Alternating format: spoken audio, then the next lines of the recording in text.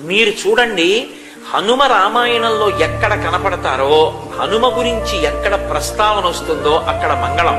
కోట్లకి కోట్ల మంది కూడా హనుమ కనపడినా, హనుమ పేరు చెప్పినా, హనుమ స్తోత్రం చేసినా, హనుమ జోక్యం చేసుకున్నా బ్రతుకుతారంతే. అందుకే ఎటువంటి దానికైనా విరుగుడెవరు అంటే స్వామి హనుమ ఒక్కరే. ఏళ్ళనాటి శనిలో జాతకం ఉందనుకోండి, సుందరకాండలో 48వ సర్గ పారాయణ చేస్తారు. 48వ సర్గ పారాయణ చేస్తే ఏళ్ళనాటి శని యొక్క ఉపద్రవం కూడా ఉపశమిస్తుంది. హనుమ పేరు చెప్పి హనుమకి పూజ చేస్తే వెంటనే శనీశ్వరుడు కూడా తన యొక్క విశేషమైనటువంటి శక్తిని తగ్గించేస్తాడు. తగ్గించి జాతకుడికి శాంతి కలిగేటట్టుగా చేస్తాడు.